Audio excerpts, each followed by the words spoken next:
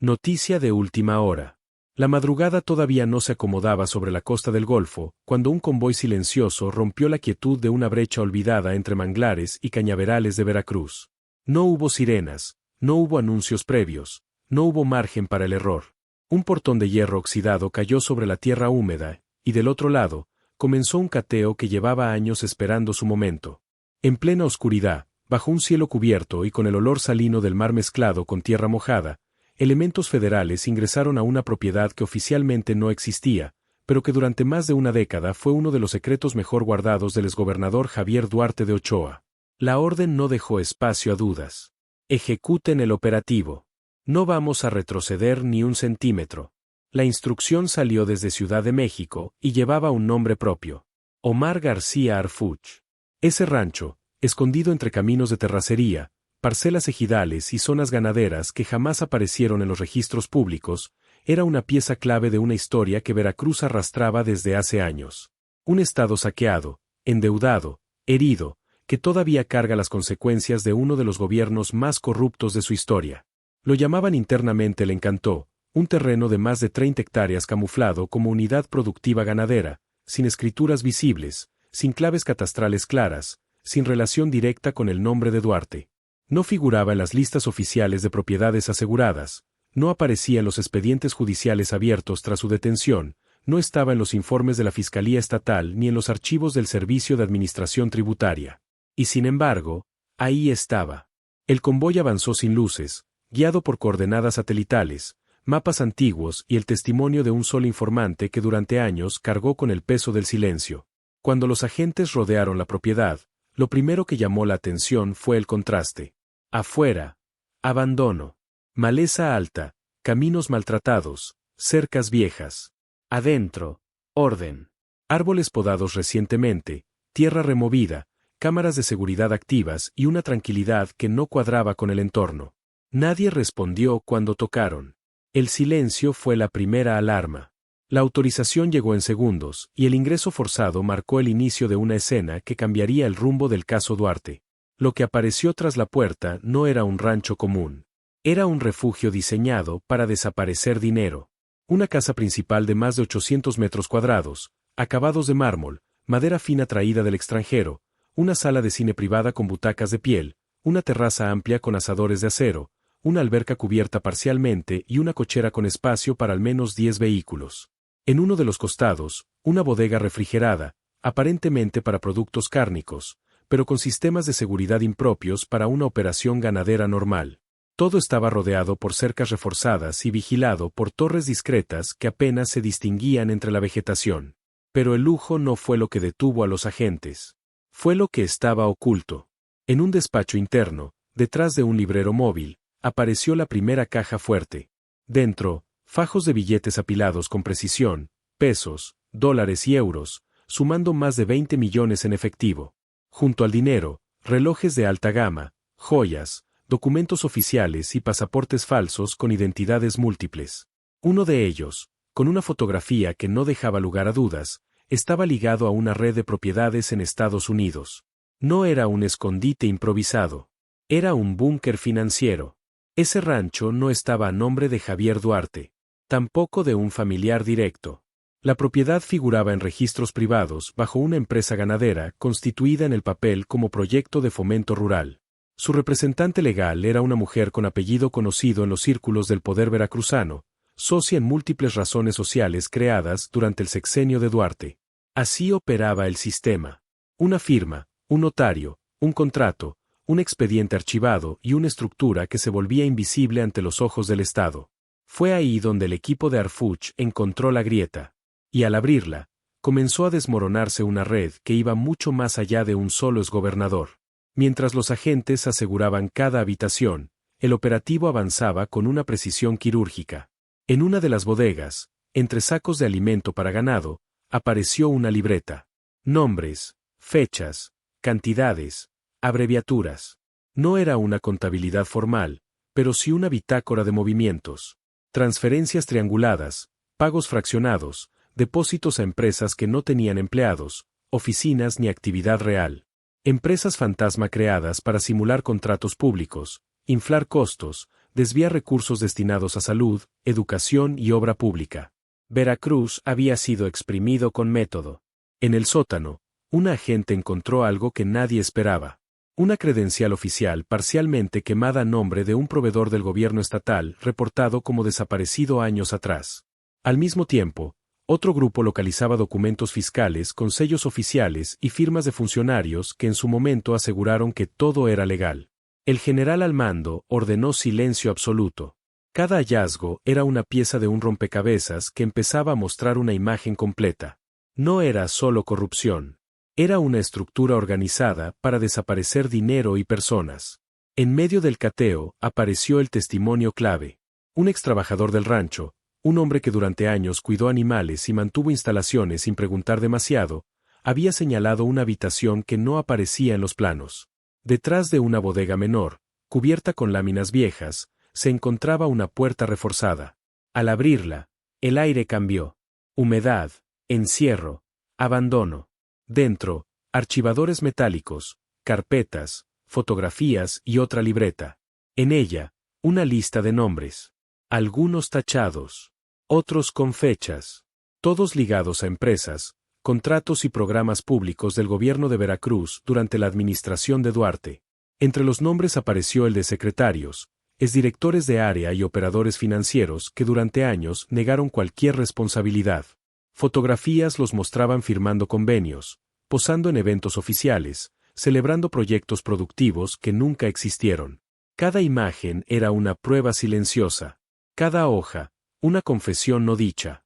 El mensaje para Arfuch fue claro. Esto no era un cateo más. Era la radiografía de un saqueo. Suscríbete si te gusta el video, porque lo que estás escuchando no es una historia aislada, es el retrato de cómo se construyó una red de impunidad que marcó a todo un estado. Desde Ciudad de México, Arfuch seguía cada avance en tiempo real. Ordenó que cada documento fuera resguardado, cada nombre verificado, cada empresa rastreada. Para él, este operativo no era solo una acción policial, era una deuda histórica. Y mientras el cateo avanzaba, llegó el hallazgo que conectó Veracruz con el extranjero. En un cajón oculto bajo el piso, apareció un folder marcado como confidencial. Dentro, convenios firmados entre dependencias estatales y empresas ganaderas creadas durante el sexenio de Duarte. Los montos eran millonarios.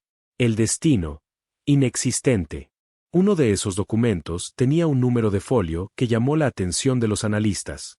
Al cruzarlo con bases de datos internacionales, apareció una coincidencia.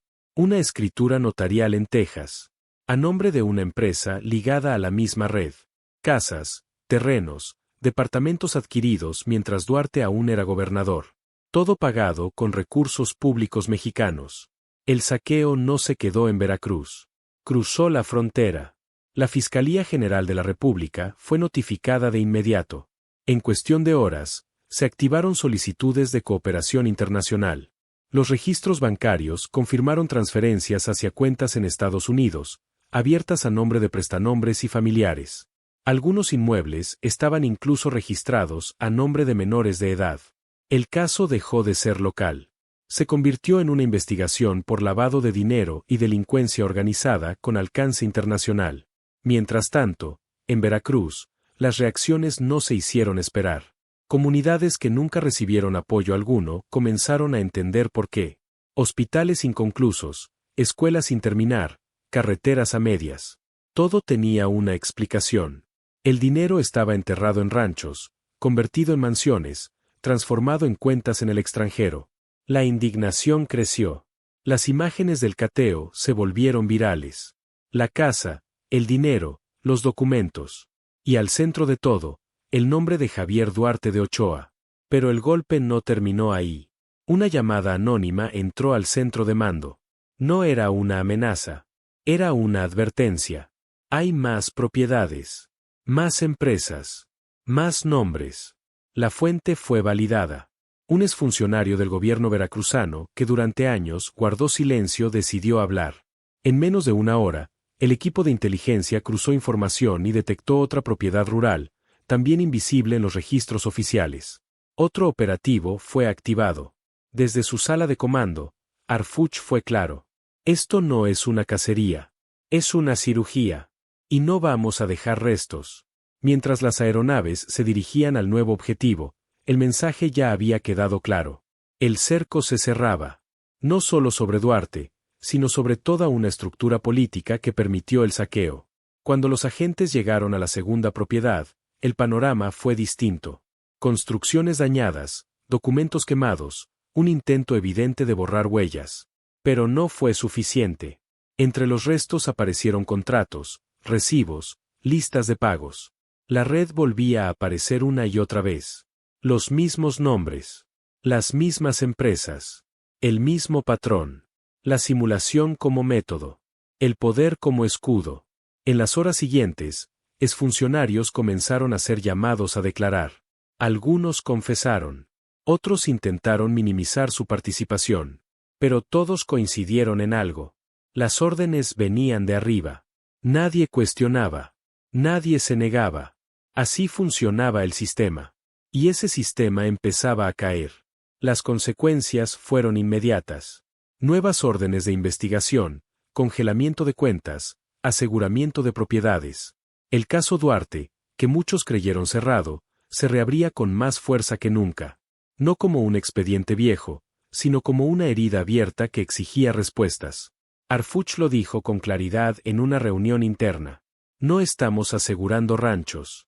Estamos desmantelando una forma de poder. Y esa frase resumió todo. Porque cada propiedad asegurada representaba escuelas que no se construyeron.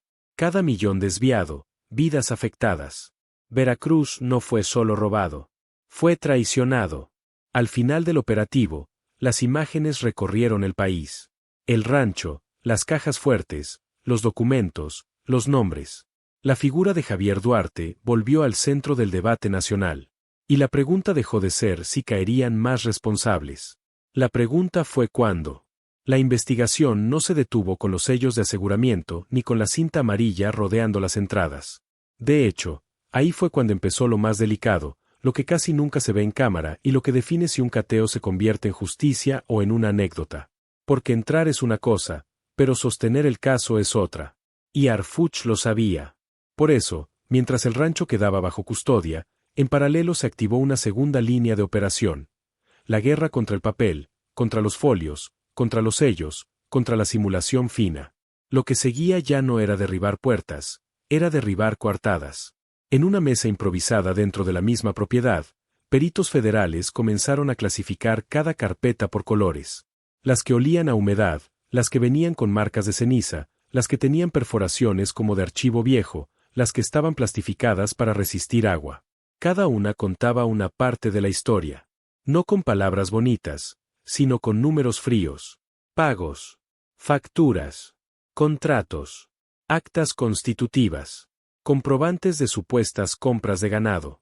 Y entonces apareció la primera coincidencia grande, esa que te hace entender que no era un desorden, era un sistema. Varias facturas tenían el mismo formato, la misma tipografía, el mismo tipo de sellado, como si hubieran salido del mismo escritorio. Y lo peor, estaban emitidas por empresas distintas, con nombres diferentes, con domicilios diferentes, pero con el mismo estilo, como si la red hubiera usado una misma plantilla para fabricar realidad. Los analistas levantaron la vista. Eso no pasa por accidente. Eso pasa cuando alguien convierte la mentira en procedimiento. En Ciudad de México, el equipo de inteligencia financiera ya había empezado a cruzar los nombres de las razones sociales con bases de datos fiscales. Y el resultado fue inmediato. Algunas empresas estaban registradas con domicilios imposibles. Lotes baldíos, casas abandonadas, locales cerrados desde hacía años, una cochera con una cortina metálica oxidada, una tienda de abarrotes que nunca había escuchado el nombre de la empresa que operaba ahí. Era el mismo patrón que se repite en todas las grandes redes de desvío, direcciones fantasma para empresas fantasma, creadas para contratos que nunca se cumplieron. Y mientras eso ocurría, en el rancho, un perito encontró un detalle pequeño, casi ridículo, pero que terminó siendo la llave de una puerta enorme. En un folder viejo había un clip de metal con un número escrito a mano, como una nota apresurada, un folio de trámite notarial. No tenía explicación. No venía en el documento principal. Parecía un resto, un error, un descuido. Pero Harfuch había construido su carrera en perseguir descuidos, porque las redes criminales más grandes no caen por fuerza, caen por grietas. Ese folio fue enviado al centro de mando. Lo revisaron. Y en cuestión de minutos, el número coincidió con un registro en el extranjero asociado a una propiedad comprada a nombre de una sociedad que, en México, aparecía como proveedora de insumos para desarrollo social. Desarrollo social. Así le llamaban al saqueo. El hallazgo hizo que el caso escalara. Ya no era solo un rancho escondido en Veracruz. Era la conexión entre dinero público y bienes privados fuera del país. Y eso cambia todo. Porque cuando el dinero cruza fronteras, también cruzan las autoridades. Y cuando aparece el extranjero, ya no alcanza con explicar, hay que responder. La Fiscalía General de la República abrió un nuevo bloque de investigación. No solo por desvío de recursos, sino por operaciones con recursos de procedencia ilícita. Y en paralelo, se activaron solicitudes de información bancaria. Ahí fue donde el caso empezó a tomar forma de mapa. Porque el dinero, cuando se mueve, deja huella. No siempre inmediata, pero la deja. Transferencias fragmentadas, depósitos en efectivo que buscaban esquivar alertas, retiros en ventanilla hechos por terceros, pagos por servicios que nunca existieron. En el papel parecía legal. En el patrón, era quirúrgicamente ilegal. En ese punto, Harfuch pidió algo que su equipo conocía bien, línea de tiempo completa. Hora por hora. Año por año. ¿Cuándo se creó cada empresa? ¿Quién firmó su alta? ¿Qué notario la constituyó? ¿Quién autorizó su cuenta bancaria? ¿Quién estaba en la oficina cuando se emitieron las primeras facturas? ¿Qué dependencia del gobierno de Veracruz firmó los contratos? ¿Quién aprobó los pagos? ¿Dónde se entregó el supuesto ganado o los supuestos materiales? Y cuando esa línea de tiempo empezó a dibujarse, la historia se volvió más oscura, porque los nombres se repetían. No se trataba de cientos de responsables dispersos. Se trataba de un círculo cerrado, un núcleo, una estructura que se protegía sola. En un momento del análisis, una de las hojas rescatadas de entre cenizas mostró algo clave. Un convenio con la firma de un funcionario que años después había aparecido en otra entidad, con otro cargo, como si nada. Y ese es el detalle que enciende a la gente. Porque no es solo el robo, es la continuidad. Los mismos de siempre, reciclando puestos, reciclando discursos, reciclando impunidad. La presión subió. Desde Veracruz comenzaron a circular filtraciones. Unos decían que el cateo era montaje, otros que era una cortina. Pero cuando las fotografías de los documentos empezaron a filtrarse con sellos, firmas y fechas, ya no era opinable. Ya no era rumor. Era evidencia. Y las evidencias tienen una fuerza que no depende de la popularidad de nadie. En las horas siguientes, un segundo grupo de agentes ejecutó cateos simultáneos en domicilios vinculados a la red. No solo en Veracruz, también en la Ciudad de México y en el Estado de México, donde se habían encontrado coincidencias de prestanombres. El objetivo era claro: detener la fuga de información, evitar el movimiento de dinero, asegurar computadoras, discos duros, teléfonos y sobre todo, bitácoras de comunicación. Porque si algo queda cuando un sistema se siente acorralado, es el pánico. Y el pánico hace que la gente se equivoque. En uno de esos domicilios, dentro de una caja fuerte pequeña, se encontró un celular viejo. No un smartphone moderno, sino uno de esos aparatos sencillos que la gente compra para no dejar rastro. Pero el aparato tenía algo, una libreta de contactos con nombres en clave. Y uno de esos nombres en clave coincidía con un apodo que ya había aparecido en los documentos del rancho. Un apodo ligado a pagos, a envíos, a entregas. Y cuando se cruzó con datos de geolocalización histórica, el celular había estado cerca del rancho en fechas clave. Días de transferencias, días de compras, días de movimientos. Eso fue otra pieza. A esa altura, la historia ya no era solo de Duarte. Era de la red que lo sostuvo, lo operó y lo encubrió. Y ahí es cuando el relato cambia, porque el espectador entiende algo incómodo. Un solo personaje no puede mover tanto dinero sin una estructura. Sin operadores. Sin notarios. Sin contadores. Sin funcionarios. Sin bancos. Sin sellos. Sin jueces. Sin gente dispuesta a firmar.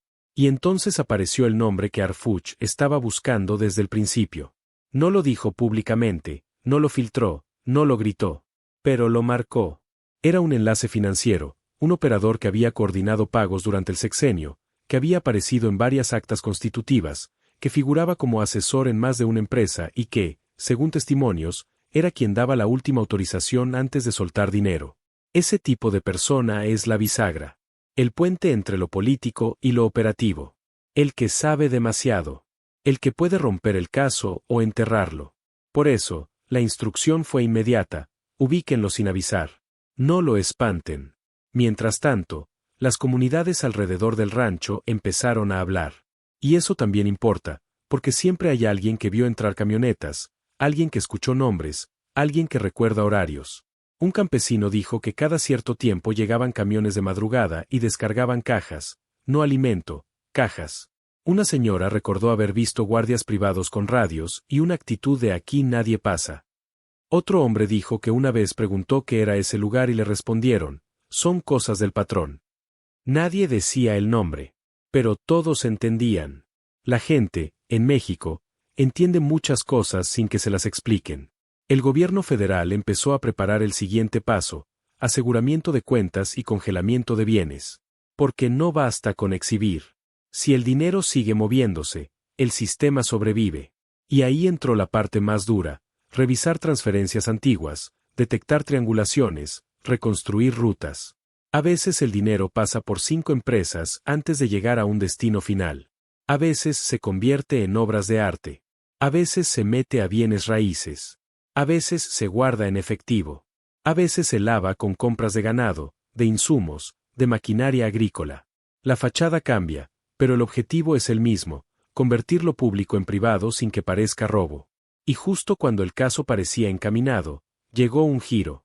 Uno de los documentos encontrados en el rancho tenía una lista de compensaciones. No decía sobornos. No decía pagos ilegales. Decía compensaciones. Montos exactos, fechas exactas, iniciales de personas. Era como una nómina paralela. Y lo más delicado es que varias de esas iniciales coincidían con funcionarios que todavía estaban activos en la política local y federal. Eso fue lo que encendió las alarmas de verdad. Porque una cosa es perseguir a un exgobernador caído, y otra cosa es tocar la red que sigue viva. Harfuch leyó el reporte sin levantar la voz. Y dijo una frase que su equipo ya conocía: si los nombres están aquí, no es casualidad. Y dio la orden de verificar uno por uno, sin filtraciones, sin espectáculo, con precisión. Porque en estos casos, el enemigo no siempre es el que se esconde. A veces el enemigo es el que ya sabe que lo estás mirando.